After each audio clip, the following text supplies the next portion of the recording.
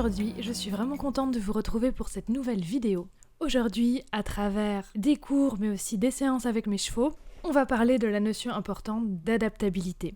À quel point c'est important de se mettre sur le rythme du cheval et de ne pas être fixé sur notre objectif final. Tout simplement parce que, comme vous le verrez dans la vidéo, les chevaux, ils ne sont pas linéaires comme nous, dans leur façon de voir les choses. Et de notre côté, dans la vie comme avec les chevaux, il n'y a pas vraiment de devoir, il n'y a que des choix. Et ces choix vous définissent. C'est ce qu'on va voir tout de suite avec un très beau cas, avec un étalon de 4 ans, dénommé Kilian, qui a d'ailleurs sa page qui lui est dédiée, donc je vous la mettrai en description si vous voulez le suivre sur les réseaux, voir un petit peu comment il évolue, etc. Sa propriétaire est également une professionnelle dans le monde des chevaux. Et donc c'est un cheval qui a énormément de tensions. Les tensions, comme on en reparlera plus tard dans la vidéo, ça peut venir de plein de choses différentes. Ici, c'est principalement parce qu'un environnement où il vit principalement en boxe, la propriétaire est en train de trouver des solutions pour pouvoir lui offrir une vie de cheval, une vie en prairie, une vie avec tes congénères, donc tout ça va changer très bientôt, même peut-être ça sera déjà le cas à l'heure où cette vidéo sortira. Mais du coup, vous le savez très bien, tout ça engendre beaucoup de tensions. Et si on travaille avec ce cheval, c'est parce que justement, il y a des choses qui vont être mises en place pour que cet environnement change, parce qu'évidemment, travailler, vider les tensions, si c'est pour que l'environnement, les besoins fondamentaux à côté ne soient pas remplis, ce n'est évidemment pas la peine.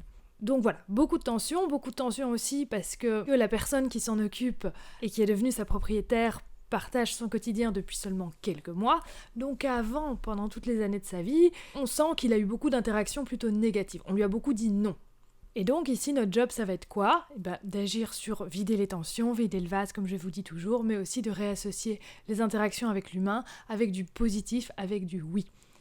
Je vous parlais des choix il y a quelques secondes, avec un tel cheval, étalon, 4 ans, beaucoup de muscles, donc vraiment absolument aucune agressivité, qui n'a absolument pas envie de vous faire du mal, mais simplement qui n'est pas là, qui est dans ses tensions, qui est dans ses mémoires, qui est dans ses stress, qui ne vous voit absolument pas, qui peut donc vous bousculer, vous piétiner à tout moment, pas par méchanceté, mais simplement parce que vous n'êtes pas sa priorité, qu'il y a des juments au loin, qu'il est tellement dans ses tensions, qu'il ne vous voit pas. Et un cheval, vous allez le voir, qui a beaucoup de comportements compulsifs, de comportements en fait de substitution. Comme il ne peut pas évacuer son stress par les mécanismes normaux de décontraction dus à ses conditions de vie, il va falloir lui remontrer ces mécanismes naturels de décontraction pour qu'il les retrouve, pour qu'il les réutilise. Et donc du coup, pour le moment, c'est un cheval, vous allez le voir, qui a beaucoup de comportements de substitution. Je vous avais fait un petit short la semaine passée pour vous demander si, sur les images que je vous remets ici, on a du jeu ou pas. Clairement, là, on n'a pas du jeu. On a un cheval qui décharge son stress, sa frustration sur ce ballon. Et on a vraiment des comportements compulsifs où vraiment le cheval vient se décharger. Pareil, au niveau des comportements compulsifs, qu'est-ce qu'on a ? On a un cheval qui mord. Et c'est absolument pas par agressivité, c'est juste qu'il faut toujours qu'il chipote, qu'il joue avec sa bouche, qu'il morde les objets, qu'il nous morde au final, même nous, simplement parce qu'il est complètement dépassé par ses tensions. Donc de nouveau, toujours bien comprendre ce qu'il y a derrière, c'est pas la personnalité du cheval, c'est bien ses stress qui parlent. Et c'est pas un cheval qui est agressif, c'est juste un cheval qui ne sait pas comment gérer. Et donc, c'est là qu'on a le choix. On peut très bien décider de dire non, de l'empêcher d'avoir ces comportements de substitution, et pour pouvoir l'empêcher, il va falloir monter par-dessus. Il va falloir donc monter en phase, en sachant qu'en face de nous, on a quoi ? On a un étalon. Un étalon qui n'est pas présent du tout à cause de ses tensions, donc il n'est pas en pleine capacité de réflexion. Il sait très bien qu'on est un humain, donc il ne cherche absolument pas à être dans la dominance, dans l'attaque avec nous. Par contre, si nous, on vient sur ce terrain-là, si nous, on vient dans le non frontal, dans le je monte en phase, dans le je suis agressif, on va avoir un cheval qui n'était pas agressif du tout, comme je vous dis, on sent vraiment que ce cheval a vraiment un très très bon fond et qu'il n'a absolument aucune agressivité avec l'humain, mais en faisant comme ça, on peut du coup le rendre agressif, le faire passer dans la lutte. Si on vient lui dire qu'on cherche la bagarre avec lui, on va le trouver, c'est un étalon. Dans un troupeau, l'étalon est né en fait pour se battre avec les autres étalons, pour protéger les juments, donc c'est dans sa génétique. Donc si on vient le chercher sur le terrain de la lutte, on va le trouver et on ne gagnera malheureusement pas. Donc dire simplement non et monter au-dessus ne sert à rien, et va même le rendre agressif, le rendre dangereux. C'est comme empêcher un cheval de tiquer. Ça ne sert absolument à rien tant que vous n'avez pas enlevé le stress derrière. Il faut proposer autre chose.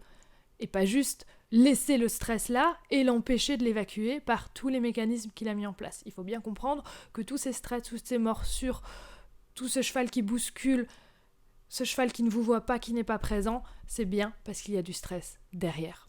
Donc là ici, on va évacuer les tensions avec la complétion notamment, et on va aussi lui donner envie et ouvrir les oui. Ça, vous commencez déjà à comprendre un petit peu l'idée.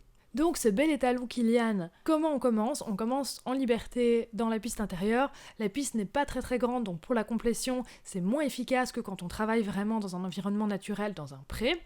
Mais de nouveau, voilà, on s'adapte, on va faire au mieux avec ce qu'on a pour l'aider du mieux possible.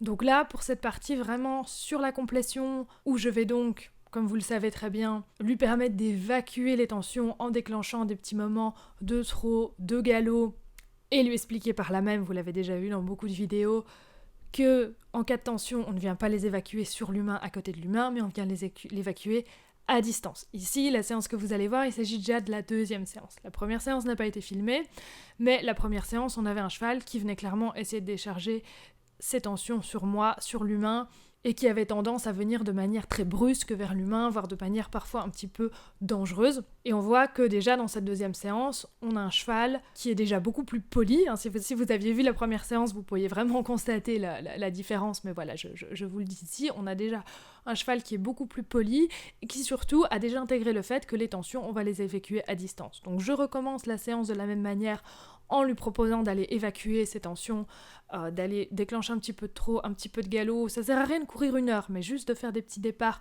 pour débloquer un petit peu ses nœuds.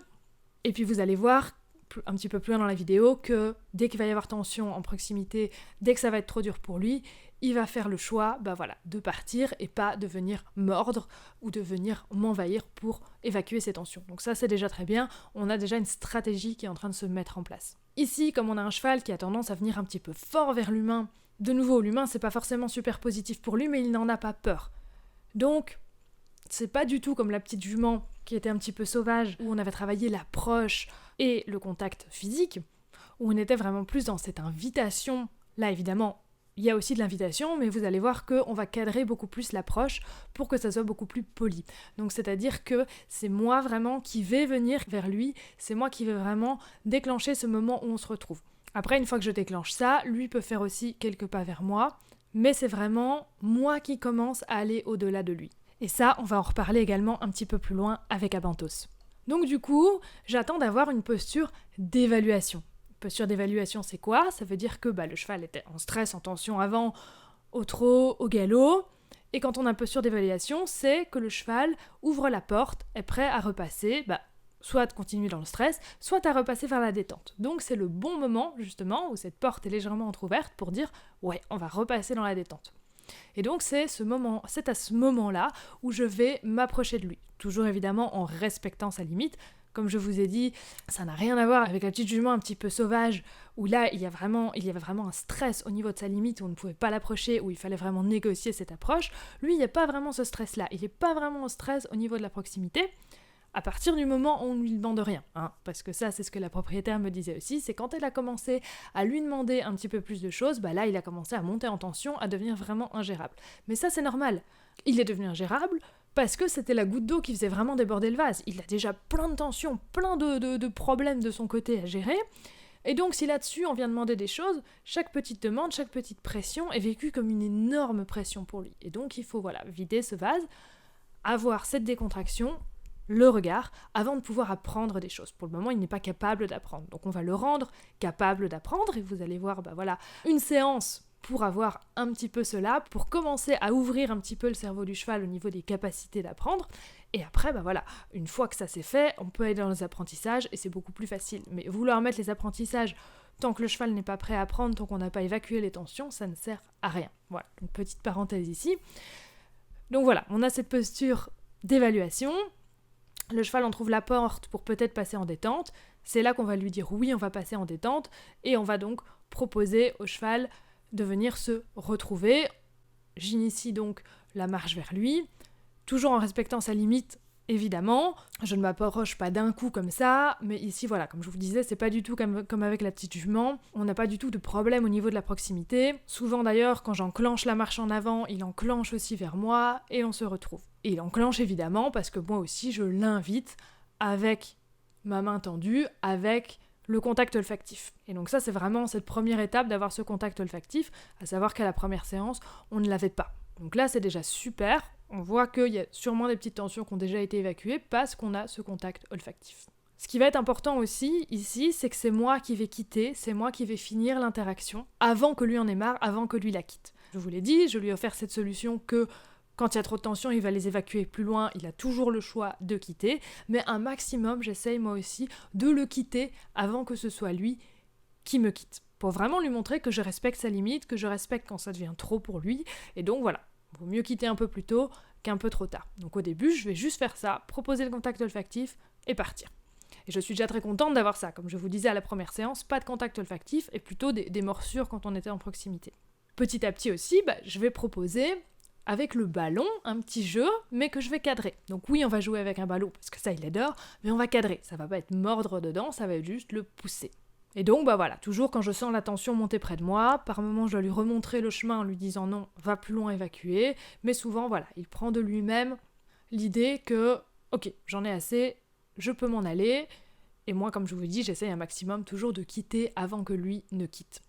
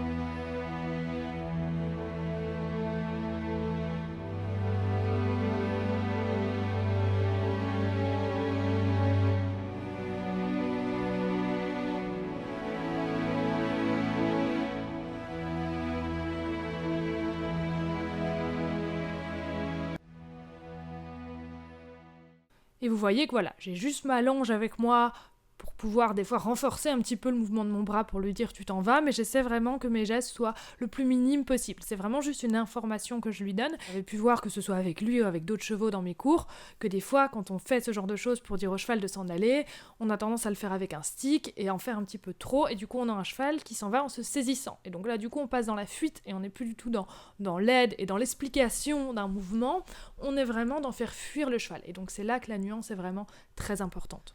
Comme toujours, on va le réentendre plusieurs fois dans cette vidéo, mais on travaille à partir de ce que le cheval est prêt à donner, à partir de sa limite. Et c'est en ça que l'humain doit être capable de s'adapter. Et c'est ça qui est très souvent difficile. L'humain, il a son objectif en tête, et en fait, la limite du cheval, elle est tellement restreinte, il est tellement prêt à donner si peu de choses, qu'on a parfois l'impression qu'on n'avance pas. Et avec ce cheval, voilà, même moi la première séance, je m'étais dit, on n'a pas avancé. Mais quand je vois la deuxième séance, je me dis si, c'est des petits détails, mais si, on avance. Et vraiment, c'est très important d'agrandir cette limite petit à petit. Accepter qu'on ne peut pas forcément faire grand-chose tout de suite. Comme je vous ai dit, l'apprentissage, c'est que quand on aura le calme et le regard. Ici, on a déjà pu bouger ensemble, se synchroniser ensemble dans le mouvement sans morsure. Souvenez-vous, Bouger ensemble, c'est le premier sujet entre chevaux. Donc là, on a ce premier sujet où on arrive à marcher ensemble dans une même envie, sans qu'il y ait de tension, sans qu'il y ait de morsure. Première séance, oui, des fois il marchait avec moi, mais j'avais toujours une bouche qui avait envie d'attraper quelque chose derrière moi. De nouveau, je lui dis, je t'empêche pas de devoir décharger cette tension, de devoir mordre absolument, mais simplement pas chez moi. Ici, voilà, on a débloqué ce contact olfactif comme je vous ai dit, on débloque aussi vraiment le nez, ça va ensemble, il commence à réutiliser son nez, il sent les odeurs dans la piste. La dernière fois, il a passé toute la séance le nez en l'air en mode stress. Ici, on a un cheval qui arrive à s'intéresser, à réouvrir la curiosité, à réouvrir le nez. Je vous ai dit, quand il y a trop de stress, le premier sens qui part, c'est quoi ? C'est l'odorat. Les allures sont beaucoup plus apaisées aussi, vous le voyez en début de séance, on a une encolure très relevée, et en fin de séance, on a un trot qui est beaucoup plus apaisé, beaucoup plus léger, beaucoup plus agréable à regarder. Au niveau de la complétion, vous voyez aussi qu'en début de séance, Kylian est beaucoup plus en mode fuite. Quand je lui demande de s'en aller, il va faire des tours et des tours au galop, des tours au trot. Et à la fin, le cycle est beaucoup moins long. Donc c'est-à-dire qu'il ne fait pas 2-3 tours au trot, au galop avant d'évaluer et de revenir en détente, comme je vous l'ai expliqué. Il fait quelques foulées, un quart de cercle, un demi-cercle au trot, et il vient tout de suite évaluer. C'est beaucoup plus court, et donc ça, voilà, c'est normal. Ça veut dire qu'il commence à évacuer ses tensions. Souvenez-vous, avec les 2 autres juments avec lesquels j'avais procédé aussi à ce mécanisme un petit peu de complétion avec Kali et avec la jument qui était très agressive, les cycles étaient beaucoup plus courts que pour lui, parce que, comme vous l'avez remarqué, Kylian a beaucoup plus de tension. Donc quand le cycle se raccourcit comme ça veut dire qu'il y a moins de couches de stress à enlever et qu'il peut passer en évaluation plus vite. Et donc le but, c'est qu'à terme, il fasse « Oh, j'ai un petit stress, j'évalue tout de suite et je repasse de moi-même en détente ». C'est ce que je vous disais en début de vidéo. Cette posture d'évaluation, c'est un mécanisme naturel qu'on vient débloquer pour qu'il puisse venir se décontracter. On lui redonne accès à ces mécanismes de décontraction naturels. À savoir que la dernière fois, il ne faisait pas le contact olfactif, il ne faisait pas non plus la posture d'évaluation, ou très rarement. Avec les 2 autres juments, notamment avec la jument Kali, où on avait travaillé le contact physique, où il y avait beaucoup moins de couches de stress, on voyait qu'à la fin de la séance, elle savait que la solution c'était de s'en aller, mais elle ne le faisait même plus tout de suite. Elle disait « Ah, il y a un petit truc, oh ouais non, ok, je reste là et je repasse en détente ». Ici, quand on travaille comme ça un petit peu avec la complétion, avec le système nerveux, on a un cheval qui va devoir digérer, qui va dormir en fait là-dessus, ça je vous l'avais déjà dit, pour que le cerveau petit à petit, il apprenne à prendre une autre voie. Et ensuite, quand le cheval a digéré, quand il y a eu cette reconsolidation de la mémoire, le cheval va être plus disponible pour sentir, pour voir, pour être plus présent. Et de séance en séance, le cheval va s'apaiser de plus en plus. À condition évidemment que l'environnement à côté complète les besoins du cheval pour ne pas remplir les tensions à chaque fois et reclairer la source du stress évidemment. Mais donc on est dans un cercle vertueux une fois qu'on a commencé à ouvrir comme ça ce début d'apaisement, parce que le système nerveux va commencer à basculer vers la détente, le cheval va se relâcher, relâchement de la mâchoire, relâchement du corps. Du coup le cheval peut être plus présent, moins dans la fuite, moins dans la lutte, du coup se rendre compte de ce qu'il y a autour de lui. Du coup, nous, on peut commencer à le guider, à lui apporter des réponses, à lui montrer, comme ici avec la balle, un petit peu de positif. Et du coup, cercle vertueux, du coup, il s'apaise encore plus, et du coup, après, on avance un petit peu de plus en plus vite. Ici, on est vraiment dans les balbutiements. Vu que, ici, avec la balle, il commence à comprendre qu'on vient juste la toucher, qu'on vient juste la pousser pour interagir avec, mais qu'on ne vient pas la mordre, et qu'on reste vraiment doux dans ces interactions. Du coup, je peux commencer à utiliser cette balle qui devient positive parce qu'on interagit avec, et comme je vous ai dit, il aime beaucoup interagir avec les objets, et du coup, je commence à m'en servir pour avoir les balbutiements du regard. Vous voyez, je cherche mon pli à gauche, mon pli à droite, je cherche à ce qu'il me suive avec le regard, qu'il suive la balle avec le regard, et qu'il reste présent le plus longtemps possible. De nouveau, on ne demande pas plus que ce qu'il est prêt à donner, on va agrandir cette limite petit à petit, mais pour le moment, on voit que donner son regard 2-3 secondes, c'est déjà énorme pour lui.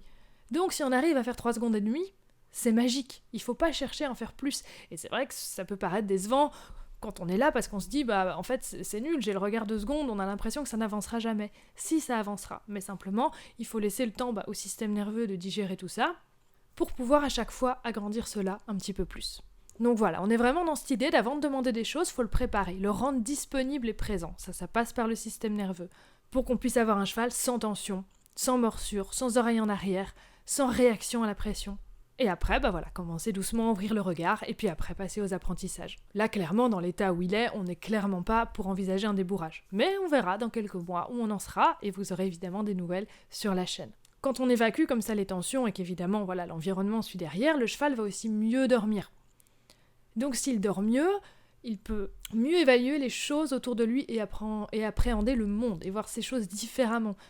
On revient toujours à cette idée d'avoir un cheval qui est là, qui est présent. Parce que pour le moment, vous voyez, son regard, il est partout, sauf ici et maintenant. Je vous parlais tout à l'heure des comportements de substitution, et là c'est très intéressant parce que lui, il nous en fournit une panoplie. On a les morsures, on a quand il joue avec son ballon, dès qu'il a un objet clairement près de lui, il a tendance à agir compulsivement avec. C'est pour ça que c'est très important que je cadre ses interactions quand il est avec moi avec le ballon jaune. Et à un moment donné, pendant cette séance, il a eu un comportement de substitution énorme où il déchargeait tout son stress, où il grattait en boucle. Et là, clairement, quand je vous disais tout à l'heure un cheval présent, on avait un cheval complètement absent. Le regard était plus là. Il ne m'entendait plus, il ne me voyait plus, il était dans son comportement de gratter en boucle. Il ne savait même plus lui-même ce qu'il faisait ni pourquoi il le faisait. C'était juste gratter parce que trop de tension. Et donc là, on a un tout petit extrait, tout n'a pas été filmé malheureusement, mais qu'est-ce que j'essaye de faire ici ? C'est très important, parce que si ici, simplement, comme je vous disais tout à l'heure, on empêche le cheval, et on lui dit non, le cheval il reste avec son stress, et puis quoi alors ? Donc là, ici, ce que j'essaye de le faire, c'est de l'intéresser petit à petit à autre chose. Donc là, avec mon ballon, parce que c'est quelque chose qui l'intéresse de base, on prend quelque chose de facile, et je lui dis, viens voir le ballon un petit peu. Et là, on voit, j'ai quelques secondes à peine son attention sur le ballon. Mais c'est déjà super. Je le laisse ensuite retourner sur son grattage. De nouveau, il n'est pas capable de donner plus pour le moment. Ok, après il retourne là-dessus. Et puis après, je le ressors un petit peu plus longtemps. Et puis à chaque fois, de minute en minute, le sortir un petit peu plus sur le ballon. Mais important de le laisser retourner sur son sujet, parce que c'est tout simplement pas possible, à moins de lui taper dessus, c'est tout simplement pas possible de le sortir de ce comportement comme ça en quelques secondes. On est vraiment là sur quelque chose de clairement maladif. Et si on sent que vraiment on ne s'en sort pas, que le cheval tourne dans son stress, c'est pas bon pour lui non plus, le cerveau est envahi de cortisol, le mieux c'est de faire quoi ? C'est de le sortir. De le sortir de ce sujet-là, on le sort de la piste, on fait autre chose, on l'emmène loin visuellement, olfactivement, spatialement, de l'endroit où il était rentré dans ce comportement compulsif, et on propose autre chose. Toujours important de proposer autre chose, on sort, on va faire autre chose, c'est bon. Mais se braquer là-dessus en lui disant non, tu arrêtes et tu restes là sans ne plus faire ça, ça n'a aucun sens pour le cheval, et surtout c'est complètement contre-productif. À la fin de cette séance, il y a un passage que j'ai beaucoup aimé, c'est au niveau de la synchronisation. Je vous avais dit, on commençait à avoir de la synchronisation au niveau du mouvement, et là, on a eu une très belle synchronisation par rapport au focus et à la respiration. Il était en stress sur un bruit qu'il avait entendu au loin, et donc moi, tout de suite, ce que je fais, c'est que je vais scanner cet endroit-là, je vais sécuriser cet endroit-là, avec ma posture, avec mon regard. J'ai même pas besoin d'utiliser mes mains, ce qui voulait dire qu'il était déjà un petit peu plus présent à ce moment-là, même s'il ne me regardait pas, il savait exactement ce que je faisais, donc ça montre qu'il était déjà plus au courant de ce qui se passait autour de lui. Après, j'ai soufflé. Dès que j'ai soufflé, j'ai détourné la tête, et lui, à ce moment-là, il a respiré aussi, et il a tout de suite détourné la tête, et il est parti dans une autre direction. Et en plus, il est parti dans la direction où j'ai regardé. Donc là, c'est vraiment super, ça c'est un tout petit détail de nouveau, mais ça veut dire beaucoup. Et comme vous le savez déjà, les chevaux ne sont pas sur le contact physique. C'est pas leur premier centre d'intérêt. Ce sont des animaux sociaux, mais les contacts directs avec les congénères, c'est pas la plus grosse partie du budget temps, c'est assez rare. Donc le lien, comment ça se construit ? De nouveau, sur la synchronisation des sujets, des activités. Et donc, quand on est comme ça, sur un cheval qui est parti tellement loin dans ses tensions, vous voyez que j'utilise pas beaucoup tout ce qui est récompense, j'utilise pas beaucoup tout ce qui est du langage humain, un petit peu, j'ai introduit la balle, j'ai introduit des petites choses, mais je suis beaucoup, sur ce langage du cheval pour essayer, justement, de me rendre intéressante à lui. Et donc cette synchronisation des activités et des sujets, c'est vraiment la première chose. Et petite parenthèse ici, c'est une similitude avec les chats. Les chats, c'est quand ils sont en domestication qu'ils apprennent à aimer tout ce qui est contact physique, mais sinon, ce sont des animaux qui n'ont pas beaucoup de contact physique entre eux. Et d'ailleurs, il y a beaucoup de similitudes entre chats et chevaux au niveau de tout ce qui est code de communication, les bâillements, les clignements des yeux, les oreilles, en arrière, en avant. Il y a beaucoup de significations qui sont similaires. Donc voilà, un cas ici très intéressant avec Kilian. Petit rappel ici, quand je le quitte avant qu'il en ait assez, c'est exactement comme quand on fait reculer le cheval d'un exercice parce qu'il y a trop de pression, et donc on lui propose la solution de s'en aller pour mieux revenir après, mais de s'en aller avant que la tension monte. Dans ces deux cas-là, quand on recule au bon moment, non, on n'empêche pas le cheval de devenir résilient, parce que c'est des choses que j'ai déjà entendues, absolument pas. Au contraire, on lui permet de faire en devenant acteur, en restant en pleine capacité. Parce que si on ne recule pas au bon moment, on a le cerveau qui se charge en cortisol, on passe dans l'envahissement, dans la résignation qui en découle. Et là, on a un cheval gentil, comme on dit souvent, qui va dire oui à tout, qui va faire, mais qui n'est absolument plus là. Donc c'est pour ça que c'est important de savoir se retirer au bon moment, de savoir s'en aller au bon moment, pour mieux revenir après. Ça rejoint un peu ce que je vous disais tout à l'heure, de savoir s'adapter, de savoir s'arrêter. Agrandir la limite, ça peut prendre du temps pour certains chevaux. Voilà, clairement, ça va être le cas de Kilian. Même si la limite, elle semble bloquée aujourd'hui, et qu'on se dit, il ira jamais plus loin, il est bloqué là, ça n'ira jamais plus loin. Non, demain, ça sera pas forcément pareil. La séance d'après, on peut aller un petit peu plus loin. Moi-même, j'ai douté. À la première séance, je m'étais dit, à la deuxième séance, on va avoir pareil, parce que j'avais l'impression qu'il était tellement peu présent. Non, à la deuxième séance, c'était déjà un petit peu mieux. Et donc, il faut avoir cette patience de se dire, à la séance d'après seulement, on ira un petit peu plus loin. Et c'est exactement pareil avec la jument Kali que vous aviez vue là, dans une des dernières vidéos, où on travaillait ce contact physique qui était devenu absolument rebutant pour elle, et à la fin de la séance, on arrivait à avoir une belle gratouille. Je sais que la propriétaire voulait également que je travaille le contact sur les jambes pour pouvoir venir prendre les pieds, etc. Et là, clairement, si j'avais voulu faire ça à la suite, j'aurais absolument tout gâché. Et donc ça c'est quelque chose à faire dans un second temps.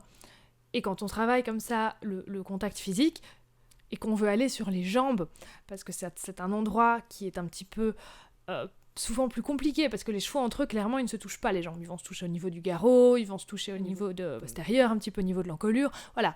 Ils vont se faire des gratouilles un petit peu sur tout le cœur, mais pas sur les jambes. Donc le sujet des jambes, c'est un sujet encore complètement différent du contact physique en lui-même. Donc là, pour ce sujet-là, j'ai encore une petite image ici avec Caresse pour vous illustrer ça. C'est que comment faire pour débloquer ensuite par rapport au contact physique sur les jambes, là, c'est vraiment en repartant, toujours, du regard, du contact olfactif, du nez sur la main, souvenez-vous, c'est de ça qu'on est parti avec Kali la fois passée, mais on va partir de là, on va partir du nez et on va remonter sur la tête le long de l'encolure jusqu'au garrot, puis descendre sur la jambe sans lâcher le contact. Donc c'est-à-dire qu'on va vraiment lier en fait sa jambe au reste. On va lui dire c'est exactement pareil. Et ça c'est vraiment important de le faire dans la sensation et d'expliquer au cheval qu'on ne va pas directement sur sa jambe, et parce que pour lui ça va être un nouveau sujet du coup, mais c'est que c'est la continuité de ce contact physique qu'on a sur le reste du corps. Et ça c'est aussi comme ça que les chevaux se parlent quand ils vont venir se gratter. Ils partent du contact olfactif, ils se sentent, et puis après y en a un qui va partir le long de l'encolure, jusqu'au garrot pour aller gratter un petit peu. Et donc ils partent vraiment toujours du nez pour se prévenir quel est le sujet. Ce qui est intéressant aussi souvent, c'est que quand on veut présenter la brosse, un objet pour aller brosser, pour savoir si c'est bien le temps pour le cheval en fait de faire ça, s'il est bien ok d'être sur le sujet, c'est si on a un petit peu des petits mouvements de lèvres, sur la brosse, comme si le cheval il voulait gratouiller un petit peu la broche, chipoter un petit peu avec la brosse. Ça veut dire qu'il est ok pour être dans ce contact. Et donc ça, quand on a ce petit mouvement de lèvres à ce moment-là, là, on a d'autant plus de chances d'avoir un oui pour le contact après sur le corps. Et donc là, petite illustration, comme je vous disais avec Caresse, pour prévenir la gueule de boue, on lui met de la crème régulièrement, et moi, comme je suis au boulot, des fois, c'est maman qui va lui mettre un petit peu de crème, et avec maman, elle lève souvent les postérieurs au moment où elle veut lui mettre la crème, pas méchamment, mais juste parce que elle est un petit peu saisie, un petit peu de tension à ce moment-là, elle est pas trop sûre. Pourquoi elle est pas trop sûre ? Parce que ses jambes, ça a toujours été un gros stress pour Caresse. Ça va beaucoup mieux maintenant, mais quand c'est quelqu'un d'autre que moi, ça peut causer un petit peu plus de tension. Surtout que du coup, maman a un petit peu d'appréhension aussi, et du coup, ça se renforce un petit peu. Et donc là, je vous ai filmé ici, alors ça filmait d'un petit peu de trop près, parce que j'avais pas beaucoup de recul, donc je ne sais pas si on voit bien. Donc là, sur le premier clip, maman s'approche, va directement à la jambe comme elle fait d'habitude, on voit Caresse, tout de suite, elle lève la jambe. Et après, on procède différemment, elle part de la main vers les naseaux, avec la crème évidemment, et elle remonte sans cesser le contact, le long de la tête, le long de l'encolure, paf paf paf, tout le long du corps, jusqu'à descendre le long du postérieur. Et là, qu'est-ce qu'on voit ? Une jument qui ne bouge pas du tout. Donc voilà, vous voyez des petites astuces comme ça, qui peuvent vraiment permettre d'accéder à des oui plus facilement, parce que de nouveau, on parle dans le langage du cheval. De nouveau, on n'est pas des chevaux, ils le savent très bien, ils n'ont pas les mêmes réactions avec nous qu'avec les chevaux, donc faut pas s'attendre à de la dominance. Comme je dis, avec les talons, ils cherchent pas du tout à se battre avec nous, mais par contre, si nous on passe dans leur langage, là, ça va leur faire penser à quelque chose, et du coup, si on passe dans leur langage en étant juste, comme là avec cette idée du brossage, on va gagner des points et ça va être super. Par contre, si on passe dans leur langage de la mauvaise manière, c'est-à-dire en attaquant de front notre étalon, en lui disant non, et en montant en face par-dessus lui, là, on va le déclencher la lutte de son côté, et là, on va avoir des problèmes. Pareil, avec certains boutons, comme je vous disais, sur le corps du cheval, on a un bouton dont je vous avais déjà parlé, qui est le bouton entre le ventre et les postérieurs du cheval. Et à cet endroit-là, c'est toujours l'étalon qui vient sentir la jument pour lui dire « Est-ce que tu ne vas pas me taper ? Est-ce que c'est ok pour toi ? Est-ce que tu ne vas pas me taper ?» Et donc ce bouton-là, si nous, en tant qu'humains, on vient le titiller, ça peut être un bouton qui peut déclencher des réactions un petit peu d'agressivité chez la jument. De nouveau, tout dépend comment on vient de titiller. Mais voilà, il y a des choses comme ça, de politesse, c'est comme le bouton pour le reculer. On vient pas toucher le plastron de face. Voilà, il y a des endroits où il faut être poli et on n'y va pas n'importe comment. Donc voilà, oui on est des humains, oui on utilise des outils qui ne veulent rien dire dans le monde des chevaux, oui on les amène un petit peu dans notre monde d'humain, mais c'est aussi important de connaître un maximum leur code et leur façon de faire. Même si de nouveau, ils ne cherchent pas à reproduire ça avec nous, mais si nous, on appuie sur ces boutons-là, si nous, on se comporte comme un cheval, ils vont réagir avec nous un petit peu plus comme un cheval. Donc à nous d'être bien armés aussi et de savoir exactement comment manipuler tout ça. Et donc voilà, vous l'avez vu avec notre étalon, avec la jument de Maëlys, toujours dans cette idée de débloquer la limite petit à petit au rythme du cheval, préparer pour pouvoir demander quand le cheval est prêt, après ça devient une évidence, pas être focus sur l'objectif final, développer les aptitudes physiques et mentales. Comme je vous le disais, nous on est linéaire dans notre pensée, on va droit au but, le cheval n'est pas du tout comme ça dans sa pensée. Et donc voilà, faut être prêt à s'adapter, faut être prêt à changer, à faire autrement à chaque seconde. À chaque seconde, il faut pouvoir se dire « Ah, non alors c'est pas ça, alors on va faire ça ». Sans envahir le cheval, mais attention aussi à ne pas être flottant. Et souvent, je vois des gens qui se disent « mince, ça va pas », et qui restent devant leur cheval qui leur a dit non, qui restent comme ça les bras ballants, complètement flottants, sans savoir quoi faire. Et ça, c'est le pire, parce que là, on leur montre qu'on est démunis, voire que, vu qu'on ne dit rien, c'est qu'on valide ce qu'ils sont en train de faire, même si c'est un petit peu n'importe quoi. Et donc ça, c'est le pire. Et donc, il faut vraiment avoir cette capacité de se dire « Ah, on va plus du tout vers le but que je m'étais donné, mais j'ai tout de suite une autre solution et je change tout de suite mon comportement, je change tout de suite ma demande et hop, viens, j'ai tout de suite une autre idée. » Et ça aide beaucoup les chevaux. Alors de nouveau, sans les envahir, sans les presser par nos demandes, mais voilà, leur montrer qu'on est adaptable et que, hop, ok, on a changé de sujet, alors on va pas faire comme ça. C'est de nouveau le chemin qui compte plus que la destination. Et les chevaux sont vraiment des professeurs dans l'art de nous apprendre l'adaptabilité. C'est souvent notre aspect linéaire très tendu vers notre but qui amène les chevaux à se renfermer, à se dissocier. Donc voilà, faut être prêt à lâcher prise. Et il faut être prêt à laisser le cheval s'éloigner sans lui courir derrière quand c'est trop pour lui. Vous l'avez vu avec Kilian. Ok, c'est trop pour lui, et il s'en va. Comme je vous ai dit, moi c'est ma solution préférée, un cheval qui s'en va et pas qui se décharge sur nous. Faut être prêt aussi à s'éloigner nous-mêmes quand c'est trop pour le cheval. Être prêt à prendre ce qui vient et écouter ce que le cheval est prêt à nous donner.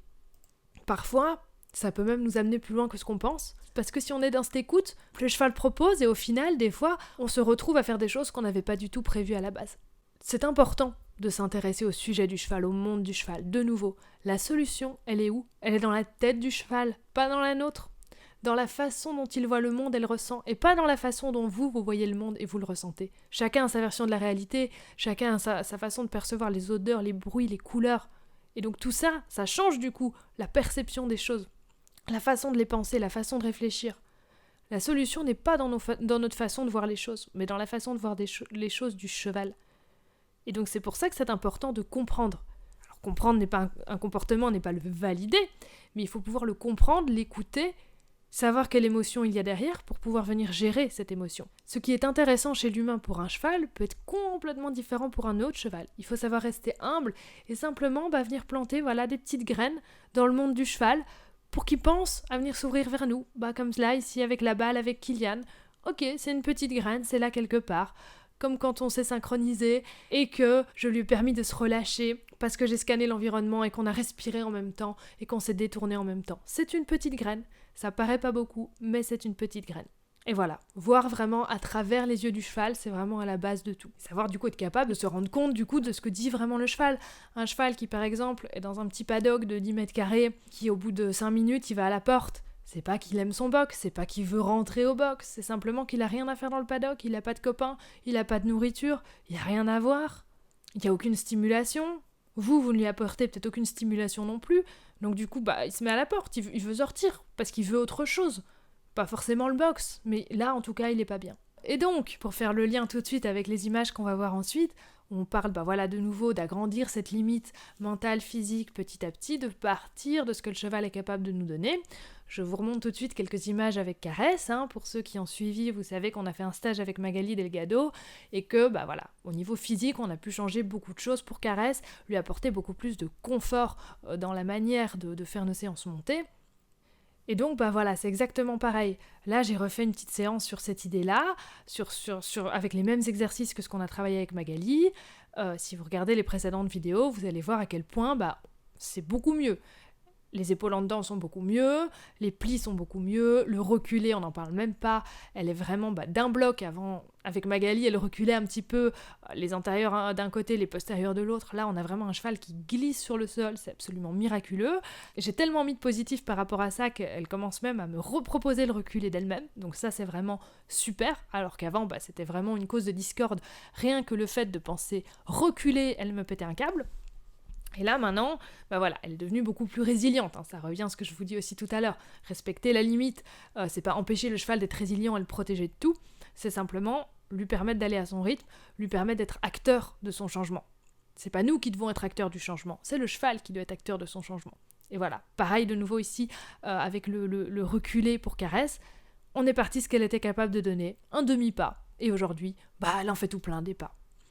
Pareil, là, en début de séance, c'est le début de séance, on est toujours un petit peu plus raide. À droite, elle me donne un tout petit pli à peine perceptible, c'est pas grave, je prends ça, je suis contente. Et quelques cercles plus loin, regardez comme le pli va mieux. Pareil pour la mise en main. On essaie de travailler la mise en main plus haute, mais en début de séance, si elle sait ne me donner qu'une mise en bas basse, je prends ça et je suis contente de ça. Je ne suis pas en train de me dire « Oh, c'est dommage, on n'a que ça ». Non, je la valorise, je suis contente de ça et petit à petit avec elle, je l'amène un petit peu plus haut. Voilà, on part toujours de là où est le cheval, dans l'énergie dans laquelle il est. On se synchronise sur cette énergie, on se synchronise sur ce qu'il est capable de donner, sur son mouvement. Et puis après, on va venir développer autre chose. Mais c'est en se synchronisant sur le mouvement, sur ce qu'est capable de donner le cheval, qu'on va lui donner envie de venir se mettre sur ce que nous, on a envie de lui proposer. Donc voilà, souvenez-vous des différentes phases, différentes zones de tension dont je vous ai parlé déjà dans plusieurs vidéos et dont parle très bien Valérie Gagné. On a la phase détendue, la phase où le cheval est inquiet, alerte, c'est la limite psychologique. La limite de la zone d'apprentissage, il ne faudra pas dépasser. Après, en troisième position, on a la peur-panique, où là, le cheval passe dans la fuite, l'attaque, où il se fige, le cheval est en défense. Et après, on a la phase 4, où là, le cheval est complètement en résignation et où on a cassé le cheval. Ça, c'est pareil pour le physique, je vous l'avais déjà dit. La zone 3, de peur-panique, la défense, c'est la zone de compensation au niveau physique. Donc pour le mental comme pour le physique, il faut rester dans cette zone d'apprentissage. Je ne vais pas venir forcer mon pli, je ne vais pas venir forcer mon reculé, sinon je passe en compensation. Donc j'ai un cheval qui, oui, va reculer, mais en compensant avec d'autres zones de son corps, en se faisant mal, parce qu'il n'est pas capable encore de le donner. Donc voilà, on commence par la facilité, ce que le cheval est capable de faire, et puis on va augmenter petit à petit pour que des choses de plus en plus difficiles deviennent aussi une zone de confort. Parce que chaque chose est faite sans effort. Le reculé, comme vous le voyez là, si j'avais forcé pour l'avoir le premier jour, peut-être j'aurais pu l'avoir en lui montant dessus, clairement, mais ça n'aurait pas été en zone de confort. Ça aurait été fait avec effort. Et là, regardez comme ce reculé, elle me l'offre sans effort, dans la zone de confort. Je n'ai jamais été au-delà, et donc je n'ai jamais dû me battre pour avoir le reculé. Elle a été acteur de son changement, c'est elle qui a travaillé à son rythme, et regardez, elle m'en donne plus aujourd'hui que ce qu'elle m'en donnait hier. Donc ce qui prouve bien qu'en travaillant comme ça, le cheval a envie d'en faire plus. Il ne devient pas paresseux, il ne devient pas peureux de tout, parce que justement on s'arrête dès que ça devient trop compliqué. Au contraire, il se dit que c'est confortable de travailler avec vous, que c'est confortable d'essayer de faire un petit peu plus. Parce que vous êtes juste, et parce que vous allez dans son sens, justement. Et parce que vous l'accompagnez pour aller un petit peu plus loin. Si vous le forcez, vous créez juste de la résignation. Donc non, travailler comme ça n'empêche pas le cheval de devenir résilient, ne le rend pas paresseux, bien au contraire. Pareil, quand on met des enraînements, on vient forcer une position qui n'est pas naturelle pour le cheval. On crée des postures de compensation, on crée des nœuds dans le physique autant que dans le mental. On force le corps à se mettre dans une position qu'il n'est pas capable de fournir. Donc de nouveau, le secret c'est où ?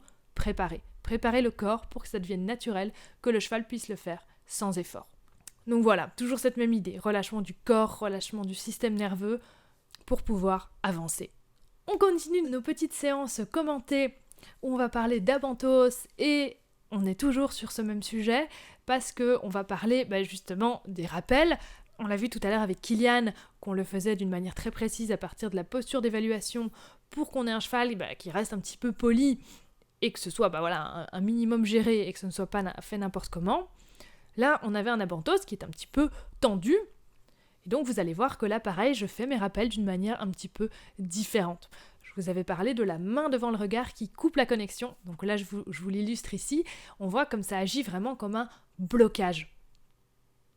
Parce que, il est très connecté avec mes yeux. Et donc, dès que je coupe la connexion, hop, vous voyez qu'est-ce qu'il fait ? Il s'en va parce qu'il n'y a plus de connexion. Et donc, ça, c'est quelque chose à n'utiliser vraiment qu'en dernier recours. Voilà, ici, je vous le montre pour l'illustration. Mais c'est quelque chose de violent. Et donc, c'est vraiment à utiliser que si vraiment votre cheval, il vient vraiment vers vous très très fort et que il est énervé et il va clairement pas s'arrêter à vous. Mais quand on est dans un travail où tout va bien, le cheval il revient vers vous, souvent je vois des gens faire des grands gestes pour bloquer le cheval, pour pas qu'il vienne trop loin, et du coup qu'ils n'accueillent plus leur cheval, et du coup le rappel devient quelque chose de vraiment pas confortable pour le cheval, voire quelque chose de violent. Donc quand le cheval est détendu, il vient vers vous, il a la connexion avec le regard, il est apaisé, il est décontracté, il n'y a pas besoin de faire des grands gestes pour venir arrêter son cheval et absolument vouloir à ce qu'il s'arrête à 5 mètres. Ça vient juste créer des blocages, créer des tensions. Donc là, de nouveau, on accueille à ce moment-là.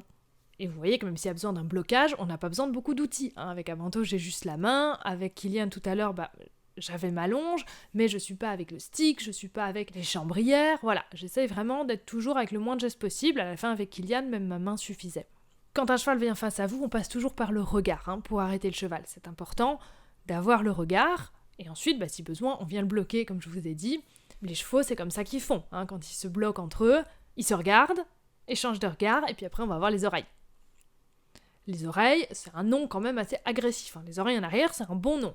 Un cheval qui secoue la tête, par contre, là, c'est un nom plutôt doux. Donc ça, voilà, petite parenthèse ici. L'importance aussi, quand on travaille avec son cheval, d'avoir des noms doux. Moi, tous mes chevaux, quand je les ai eus, c'était des noms absolument cataclysmiques. Pour en revenir avec le reculé, dont on parlait tout à l'heure avec Caresse, je pensais au reculé. Clairement, elle se dressait, carrément. Elle se levait sur ses postérieurs. Là, déjà, elle dit plus non, mais surtout, elle est capable aussi de dire non beaucoup plus doucement. Voilà. Donc ça, c'était pour la petite parenthèse entre les noms forts et les noms doux. Donc voilà, quand les chevaux veulent s'arrêter comme ça entre eux, on escape par le regard, puis après, ils se mettent éventuellement les oreilles en arrière quand ils veulent dire un bon non, maintenant tu t'arrêtes, tu viens pas jusqu'ici. Et donc, ça vous l'avez déjà compris, contact visuel égale être en communication.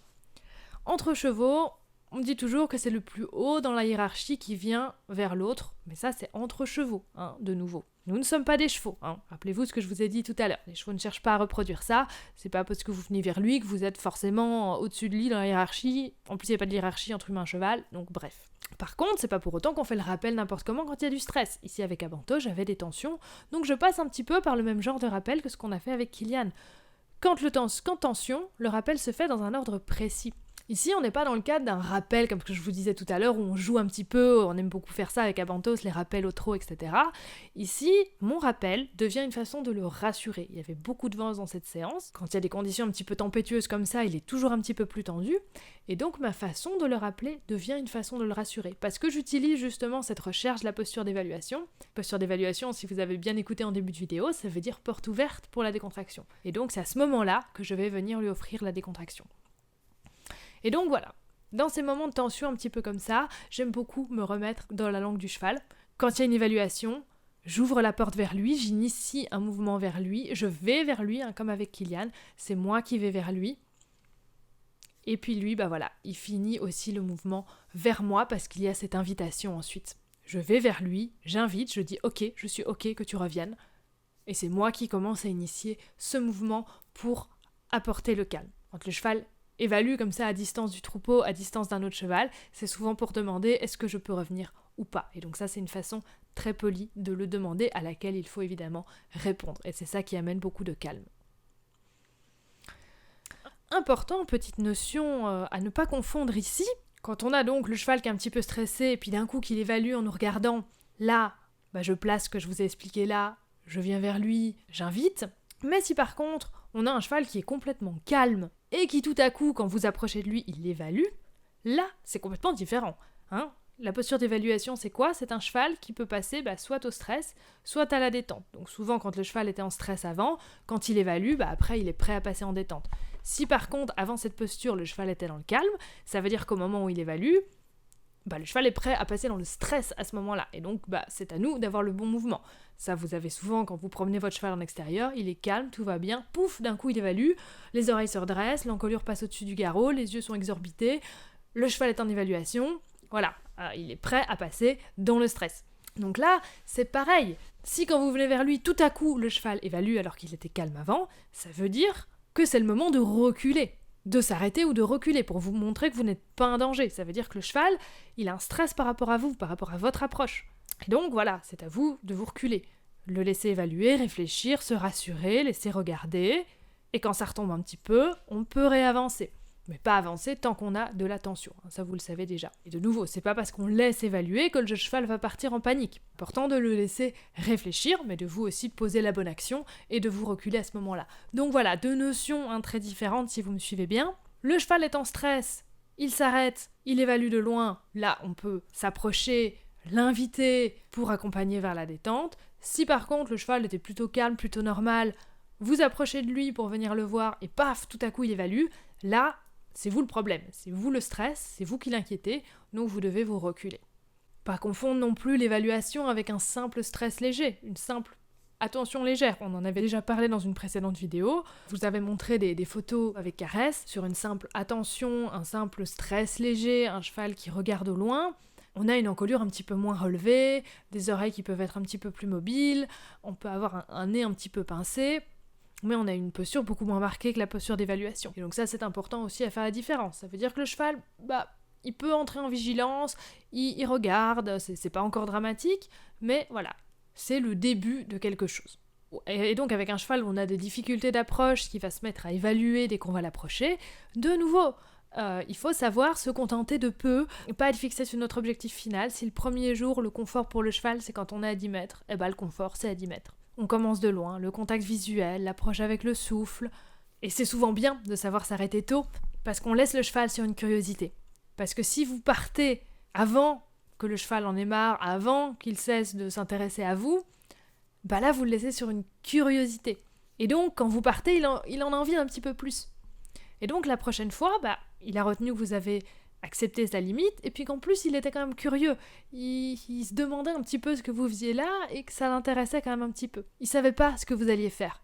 Et donc il reste sur cette curiosité, du coup sur cette bonne impression, et c'est tout gagné. Donc voilà, comme je vous disais tout à l'heure, respecter la limite, savoir s'arrêter et ne pas en vouloir trop en une séance, c'est pas contre-productif, bien au contraire, souvent de laisser le cheval sur sa faim, il est resté à 10 mètres, tout compte fait, j'aurais peut-être voulu qu'il avance un peu, et c'est super, parce que quand vous reviendrez, là, il va vraiment vous laisser approcher. Et donc, voilà, on l'a vu là ici avec Abantos, l'importance du regard, la communication, c'est le regard, et de nouveau, on voit tout dans les yeux, tout ce que le cheval ressent. Ce qu'il pense, ce qu'il vit, c'est vraiment une porte ouverte, ce sont vraiment les fenêtres de l'âme. Souvenez-vous Caresse, quand elle est arrivée, son regard toujours inquiet, toujours stressé, il y avait tout un monde dans ses yeux, il y avait toute sa vie d'avant dans ses yeux. Et maintenant, quand vous regardez ses yeux, on a des yeux apaisés, on a des yeux présents, et donc on voit que son monde intérieur a complètement changé. On a des chevaux, comme Tekoa, souvenez-vous, ce regard étriqué qu'on a cherché à ouvrir, Caresse, ce regard inquiet qu'on cherchait à apaiser. Et chez les chevaux qui ont justement les yeux très figés comme ça, souvent c'est lié à des problèmes de proprioception. On l'avait vu avec Tekoa. C'est important que les globes oculaires bougent. S'ils se figent, le corps aussi se fige. Petit point un peu technique ici, on a deux réflexes qui travaillent ensemble pour maintenir l'équilibre vertical. On a le réflexe vestibulo-oculaire qui stabilise la vision. Donc quand la tête bouge, les yeux bougent en sens inverse pour garder l'image stable. Et le réflexe vestibulo-spino qui stabilise la posture et qui envoie des signaux aux muscles de l'encolure des membres pour maintenir l'équilibre. Si la mobilité des yeux est limitée, vous comprenez tout de suite que ces deux systèmes ils ne fonctionnent plus correctement. Et donc de nouveau, travailler la mobilité des yeux, c'est important. Et donc c'est pour ça que moi je travaille toujours par ce regard, par ouvrir ce regard, avoir le cheval qui est capable de suivre mon mouvement de gauche à droite, de me suivre avec son regard le plus longtemps possible pour retrouver cette mobilité des yeux. C'est pas juste pour travailler avec le mental, alors oui bien sûr, c'est pour ouvrir le mental, pour ouvrir les oui, et comme je vous l'ai dit, un cheval qui vous regarde, c'est le début d'un oui, mais ça débloque aussi le corps. Donc le mouvement et l'équilibre, ils ne dépendent pas seulement de la colonne vertébrale ou des muscles, mais aussi des systèmes neurologiques puissants où les yeux jouent un rôle central. Donc voilà. N'hésitez pas à me dire en commentaire si vous saviez déjà cela, ou si c'est quelque chose en plus que vous avez appris. Mais voilà, clairement, vous voyez un petit peu plus maintenant dans ma méthode, on ne travaille clairement pas que le mental, on travaille aussi le physique, tout se fait vraiment en parallèle, et ça forme vraiment un tout. Et c'est pour ça que quand on veut travailler avec un cheval, que ce soit pour travailler les pieds, le pansage, tout ce que vous voulez, moi je dis on ne donne jamais du foin pour détourner l'attention du cheval. Ça, je sais que beaucoup même de professionnels suggèrent cela. Non, il faut toujours avoir le regard sur ce qu'on fait. Le regard, c'est la conscience. Il ne faut pas cacher son intention au cheval. Il faut qu'il soit conscient de ce qu'on fait et qu'on ait son plein consentement. S'il mange son foin, on ne peut pas dire qu'il donne son consentement pour qu'on le brosse ou qu'on lui prenne les pieds. Donc voilà. Regardez le cheval dans les yeux, adressez-vous à lui. Regardez où vous allez le toucher, comme ça il comprend votre attention, votre question. Et comme ça, il peut vous répondre oui ou non de manière éclairée, sans être surpris par un contact direct. Voilà, le contact, souvenez-vous, on le négocie toujours. On approche, on recule, si tension. On continue avec le début de séance que vous avez vu avec Abantos. On a ici tout de suite la suite, où on a travaillé un petit peu sur des parcours un petit peu ludiques. Comme je vous ai dit, il était un petit peu tendu, donc chez moi, je redouble de calme pour vraiment être son pilier. Je suis son pilier de calme, tout passe vraiment par là. Et donc on voit d'ailleurs, il vient toujours vers moi se rassurer, ce qui veut dire que je lui apporte vraiment ce calme. On prend le temps du coup, comme vous allez le voir dans la vidéo là, de réfléchir, de se poser avant l'exercice. Je ne le précipite pas dans l'exercice tout de suite. Avec un cheval qui est un petit peu anxieux, il ne faut pas surcharger les stimulations, ça je vous l'ai déjà dit plein de fois. On ne va sûrement pas désengager les hanches, bouger les pieds, etc. On fait attention aussi avec venir changer le focus. De nouveau, on prend le temps de regarder ce que le cheval regarde, on prend le temps d'évaluer avec lui, de venir respirer et puis de demander le changement de focus. Pareil, on ne va pas lui demander 10 fois de toucher la balle s'il est complètement ailleurs. Comme avec Kilian, on part de ce qu'il est capable de faire. Si c'est juste venir mettre son bout du nez sur la balle et partir direct, c'est déjà très bien. Mais on part de ce que le cheval est capable de donner. Il n'y a pas l'envahir avec « faut absolument que tu touches, faut absolument que tu touches, faut absolument que tu changes de focus ». Donc là, vous voyez avec Abantos, je ne demande pas grand-chose. Je me mets avec lui, j'apporte du calme, et surtout je lui dis « oui, on va aller dans l'exercice, mais d'abord on se pose ». Parce que quand il est comme ça, il est du genre à se précipiter dans l'exercice. Donc là, je lui dis surtout « on attend, on se pose, on prend le temps ». Et on travaille, toujours avec l'autonomie, le côté exploration, c'est pour ça que les petits jeux comme ça, d'aller pousser, d'aller tirer, le sandwork aussi, c'est vraiment super. Et j'ouvre vraiment le choix. À un moment donné, le foulard qu'il tire va un petit peu bouger vers lui au moment où il passe dans le passage étroit, il se saisit un petit peu, parce que il n'était pas 100% présent à ce moment-là, et donc ça, c'est jamais bon. Et donc après, quand je lui repropose l'exercice, qu'est-ce qu'il me dit ? Il me dit non. Donc voilà. Évidemment, je laisse le choix. Par contre, ici, on n'est pas face à un véritable choix, c'est juste du stress qui s'exprime. On a juste du stress parce qu'il y a eu cette histoire avec le voile, il n'est plus très sûr. Et donc, c'est le stress qui parle. Donc de nouveau, il va falloir enlever ce stress. C'est pas non, je veux plus faire l'exercice, c'est comme ça, je suis pas sûre. Donc, qu'est-ce que je fais ? C'est que je viens lui remontrer, lui remettre du calme dans ce passage, lui refaire prendre le foulard et venir l'accompagner pour lui dire voilà, on va sortir tranquillement et le foulard, il va pas bouger. Et donc on fait ça, et on voit qu'après, il peut y retourner en étant apaisé. Et que du coup, après, il fait le choix d'y retourner. Mais donc voilà, le non, c'est pas la fin de tout, c'est pas « ah, mon cheval a dit non, du coup, je lâche tout et j'arrête tout ». Non, c'est juste, il faut comprendre l'émotion qu'il y avait derrière et pouvoir l'aider à ce niveau-là. Ça, on va revenir un petit peu plus loin dans la vidéo, aider le cheval, voilà. Écouter, c'est très bien, mais si vous ne faites qu'écouter sans jamais poser les bonnes actions, vous ne l'aidez pas non plus. Ça, c'est très important aussi à savoir. comme avec Kylian tout à l'heure, si je me contente d'écouter et de dire bah ok tes limites elles sont partout, bah ok alors on fait rien, ça ne sert à rien. Je dis pas non, hein, comme je vous ai dit, c'est un cheval avec lequel on a tendance à toujours dire non parce qu'il n'y aura jamais rien qui va, mais si on se contente de juste rien dire et de laisser faire, c'est pas bon non plus. Il faut réussir à introduire des petites choses, à le guider pour pouvoir avoir des oui, avec la balle, avec ce petit contact olfactif, avec ces synchronisations de mouvements de sujets ensemble à distance. Voilà, ça permet de rouvrir des oui, d'avoir des oui faciles sur des petites choses simples. Donc voilà, en tant que bon guide, c'est ça aussi votre boulot. C'est pas juste d'écouter et de dire « Ah bah t'as dit non, alors c'est bon », c'est d'arriver à avoir des oui sans que ce soit confrontant. Commencer, je pense, à découvrir un petit peu les nuances.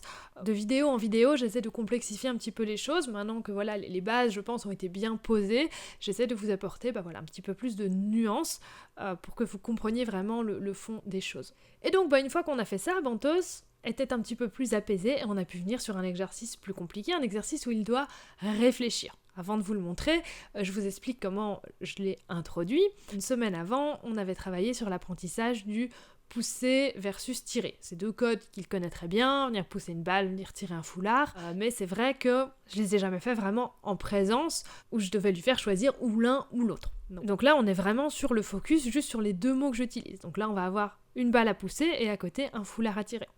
Et donc, quand je dirais tirer, il faudra qu'il aille vers le foulard et qu'il le tire.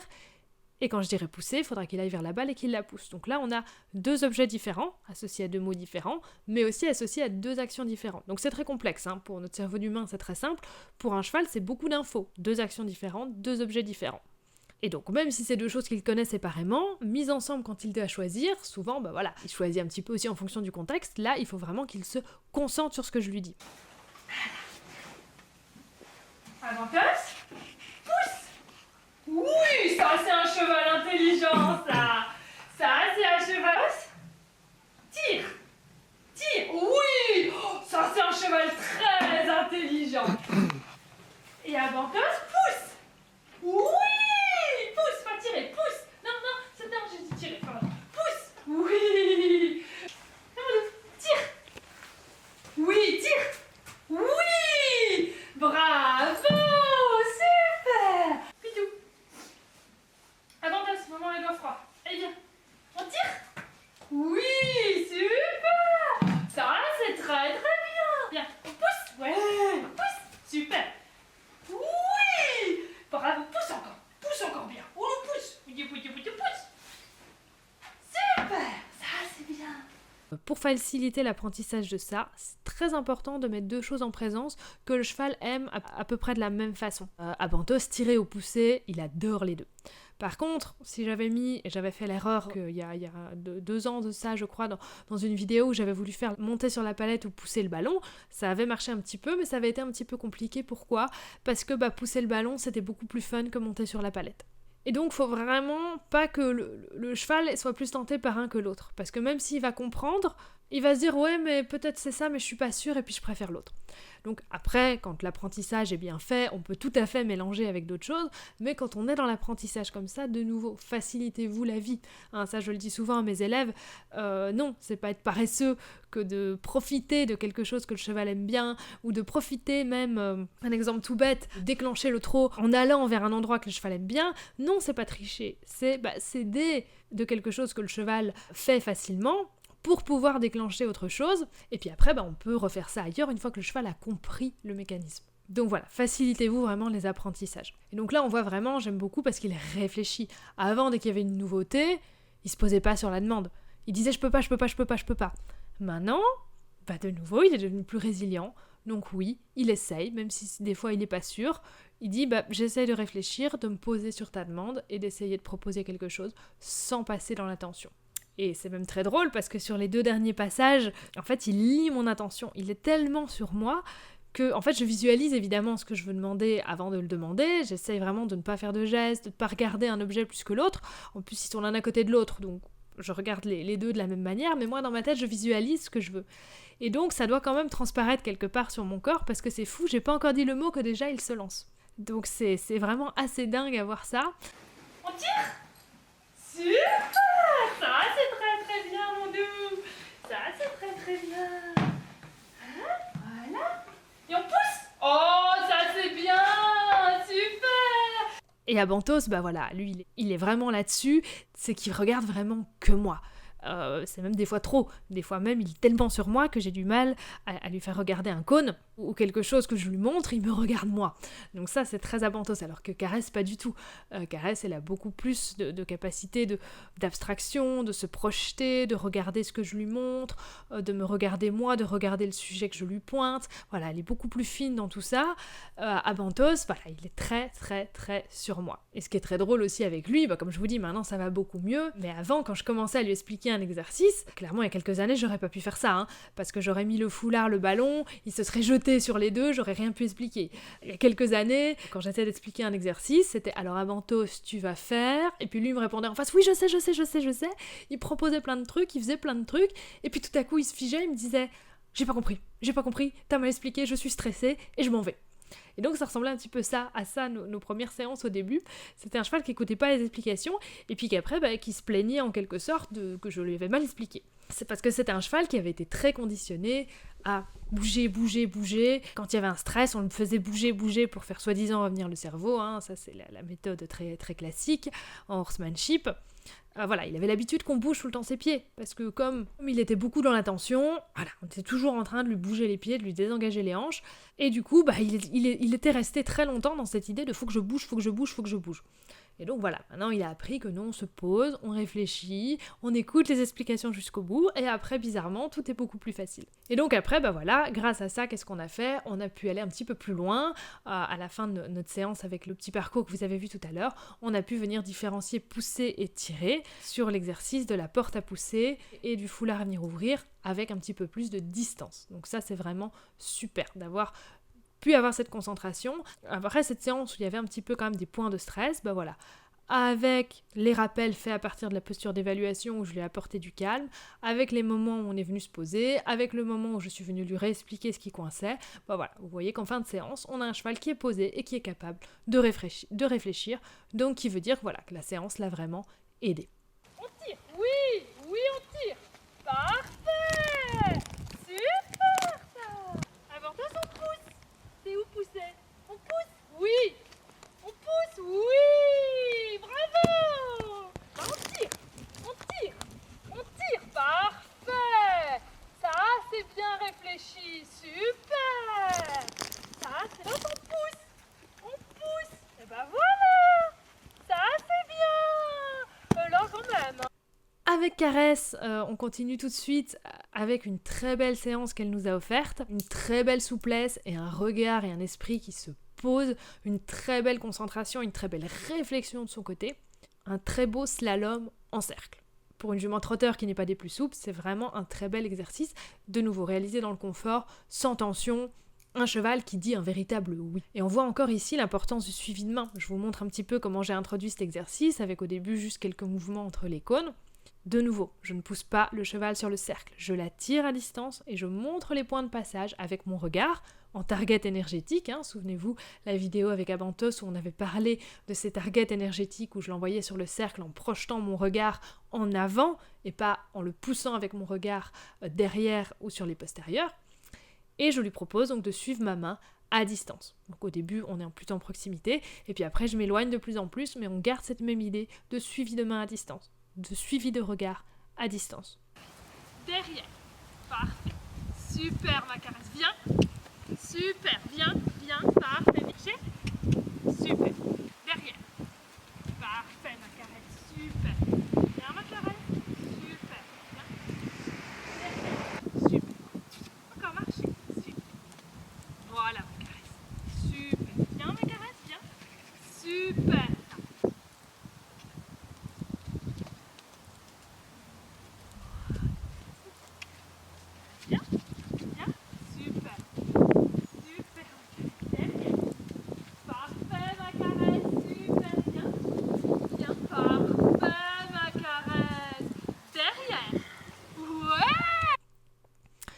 Et donc voilà, le suivi de main, je vous en ai parlé déjà dans beaucoup de vidéos, pour moi c'est vraiment à la base de tout. Et pour s'entraîner au suivi de main, je dis souvent à mes élèves de s'entraîner sur un petit 8 de chiffres, en proximité. Et là, c'est intéressant de compter combien de fois vous devez tirer sur la longe. La première fois, vous allez peut-être devoir tirer 4-5 fois sur tout le 8 de chiffres. Et donc voilà, de fois en fois, vous entraînez à vraiment être dans ce suivi de main, dans cet accompagnement, dans ce positionnement juste du coup, la main au bon endroit, pas trop devant le cheval, pas trop derrière, une main, comme je vous avais déjà dit, avec la bonne énergie, une main attirante, pas une main flottante. Et voilà, et vous entraînez après à faire tout ce 8 de chiffres avec la longe, mais sans jamais tirer dessus, avec un cheval qui suit simplement votre main. Après, une fois que vous avez ça, vous pouvez enlever la longe, et puis vous pouvez commencer à le faire à distance. Donc voilà, vous voyez, il n'y a vraiment pas de magie, c'est simplement une logique et puis un travail toujours sur ce suivi de main, sur ce regard. On est toujours sur les mêmes choses à la base. Super, et bien. Parfait. Super, bien. Parfait. Et derrière. Parfait, ma caresse. Super, et bien. Parfait, bien. Bien. Parfait, derrière. Oui. Et bien. Oh, ça c'était très beau. Ça, on a vu, t'as tout compris. Derrière. Parfait, et bien. Super, ma caresse. Voilà. Super, et on rechange de main. Et derrière. Parfait.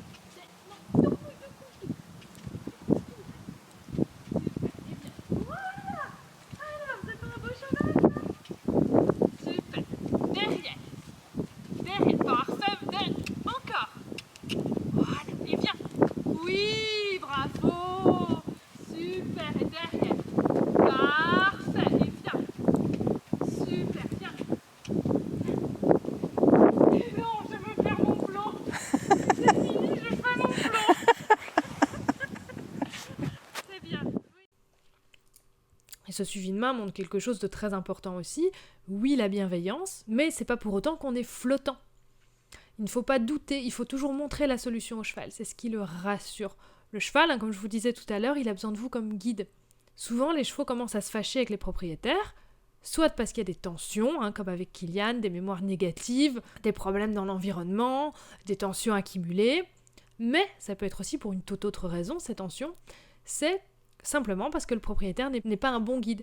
Et donc le cheval il va faire, et puis dès qu'on va demander quelque chose d'un petit peu plus compliqué, ou il va falloir qu'on lui explique, qu'on lui montre ce qu'on attend de lui, le cheval va s'énerver. Et on va se dire, il s'énerve dès que je demande un truc, c'est pas qu'il a des tensions spécialement, c'est ici simplement que le propriétaire est trop flottant, n'est pas un vrai guide, et le cheval, cela le stresse. Et donc du coup, il passe en tension, et il peut devenir, après agressif, en défense, etc. Un bon exemple, c'est l'apprentissage de la palette. J'avais vu dans un cours dernièrement avec une élève, on avait un cheval qui grattait un petit peu la palette et la propriétaire s'inquiétait parce que il ne donnait pas la bonne réponse, il grattait. Et du coup, elle ne montrait pas au cheval ce qu'elle attendait, c'est-à-dire monter sur la palette et mettre son poids sur la jambe, et elle était un petit peu démunie devant ce cheval en train de lui dire non, non, non. Elle disait non. Du coup, le cheval ne comprenait pas parce qu'on lui demandait d'aller sur la palette et une fois qu'il touchait la palette, il avait un non. Donc là, déjà, il y avait beaucoup de frustration. Et puis, du coup, elle ne lui montrait pas le geste juste, l'importance toujours du geste juste. Le geste juste, c'est quoi ? C'est de venir, mettre son poids sur la palette. Et donc, il suffisait de l'inviter un petit peu plus en avant pour qu'il reporte son poids sur son antérieur et comme par magie, le cheval se stabilisait. Mais donc, du coup, voilà, elle était un petit peu démunie parce qu'elle se disait, c'est pas ce que je veux, et du coup, elle restait flottante. Et ça, c'est le pire. Si vous sentez que vous êtes flottant, alors changez de sujet, faites autre chose. Parce que quand vous commencez comme ça à regarder votre cheval qui propose un comportement et que vous êtes immobile devant lui en train de vous dire c'est pas ça que je veux, mais je sais pas comment faire, arrêtez tout de suite. Parce que là, vous passez votre cheval dans le stress. Parce que le cheval propose quelque chose, c'est pas ce que vous voulez, vous lui dites ni non ni oui, mais vous lui dites rien. Éventuellement, vous lui dites non, mais vous lui expliquez pas ce que vous voulez, et là, vous avez un cheval qui peut passer en agressivité. Et avec la palette aussi, c'est important de savoir qu'il faut déjà être content de ce que le cheval peut donner. On veut que le cheval s'intéresse à la palette avec sa jambe. Voilà, on a deux sujets. On a le cheval doit avancer et on a le cheval doit s'y intéresser avec la jambe. Et donc quand le cheval commence à gratter la palette, c'est normal, c'est naturel, c'est la première étape. C'est une surface un peu différente, il la teste, il va venir gratter comme quand les chevaux grattent le fond d'une flaque. Il faut passer par là pour après pouvoir mettre le poids sur la jambe. Donc au début, oui, on va venir récompenser ça. Ça va être une phase très courte, mais oui, il faut passer par là. Et donc, pour le faire sans trop de pression, moi ce que j'aime beaucoup faire, c'est proposer au cheval de venir en avant avec un cône, avec une balle, en deçà de la palette pour l'inviter à venir devant, et puis venir de temps en temps près de la jambe pour lui proposer de la lever un petit peu, sans chercher à lui mettre forcément sur la palette, surtout si votre cheval est un petit peu frileux par rapport à ça. De nouveau, ça dépend des chevaux, mais si vous avez un cheval un petit peu frileux, on ne vient pas forcément lui montrer tout de suite qu'on met le pied sur la palette, mais on vient simplement lui montrer que le sujet, c'est de lever la jambe. Et donc, d'alterner juste comme ça entre viens vers la palette, parce qu'il y a le cône derrière, donc l'envie du mouvement en avant vers la palette, tout en ayant ce sujet que cette jambe qu'on lève un petit peu, c'est assez fou parce que les chevaux en général d'eux-mêmes, très très vite, ils vont venir associer et ils vont venir du coup mettre le pied d'eux-mêmes sur la palette. Donc voilà, on n'a pas besoin d'en faire beaucoup, on n'a pas forcément besoin d'être très lourd dans son code et de carrément venir mettre le pied sur la palette. On peut le faire pour montrer le geste juste, mais de nouveau ça dépend du cheval. On peut se contenter de peu, par contre il faut être très clair sur quel sujet on est. Il ne faut pas laisser le cheval dans le vide une fois qu'il propose quelque chose. Donc voilà, ralentir ne veut pas dire être flottant. Oui, on fait des pauses, mais si le cheval propose quelque chose, on reste pas comme ça devant à rien faire. Et si on fait une demande, on la laisse pas dans le vide comme ça non plus. Si on n'a pas de réponse, on propose autre chose, on fait autrement, mais on ne reste pas les bras ballants. Donc on ralentit dans ce qu'on fait, mais c'est pas pour autant qu'on reste inactif. Ralentir ne veut pas dire rester inactif. Pareil avec un autre exemple, le cheval qui vous bouscule pour sortir du box, souvent c'est pourquoi, parce qu'on est pressé à ce moment-là. On va mettre le cheval en pâture, on va l'emmener quelque part, donc c'est un moment où on ne prend jamais le temps, on le sort directement et on va faire ce qu'on a à faire. Donc on ouvre la porte et on sort le cheval. Donc pour le cheval, ouvrir la porte veut dire sortir. Et donc, des fois avec des chevaux un petit peu plus émotifs, on a des chevaux qui peuvent carrément être amenés à bousculer, etc. Parce qu'il sait que quand on ouvre la porte, on va faire quelque chose et que quelque chose est très chouette, on va en prairie, on va manger, etc., etc. Et donc du coup, un petit peu à la débandade. Donc là, c'est important de ralentir, de lui montrer qu'on ouvre la porte, mais qu'on fait autre chose. On gratouille, on prend le temps de revenir au cheval et faire des choses avec lui. Puis seulement, on vient à la porte et on propose de sortir. Mais de nouveau, on est actif dedans. On est actif dans ce ralentissement. On vient proposer d'autres choses au cheval. Et puis de nouveau, on le fait petit à petit. Au début, si le cheval il a l'habitude de courir, il va pas être capable de vous donner l'immobilité devant la porte ouverte. Donc on va rallonger petit à petit ce temps avec la porte ouverte. Au début, on va ouvrir la porte, on va revenir au cheval, juste faire une petite caresse et puis sortir.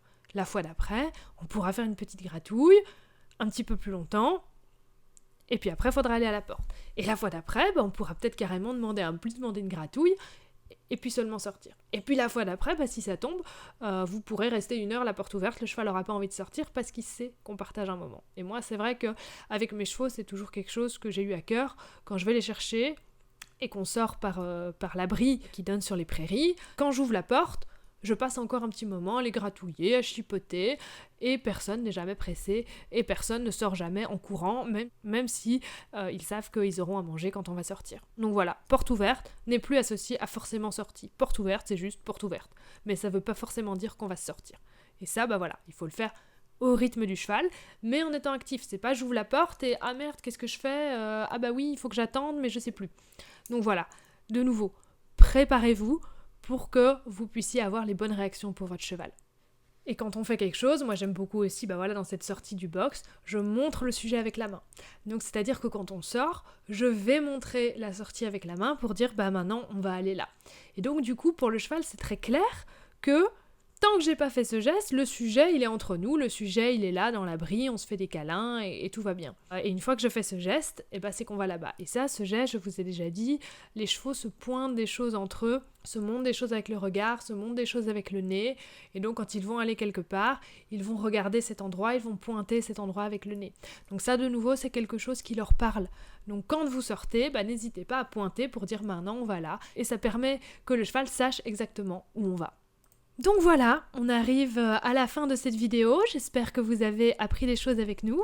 Comme d'habitude, je vous attends en commentaire pour discuter de tout ça, vos retours sont toujours très intéressants, donc je les attends avec impatience, un petit pouce bleu, ça fait toujours plaisir, et puis surtout, abonnez-vous, à bientôt, merci.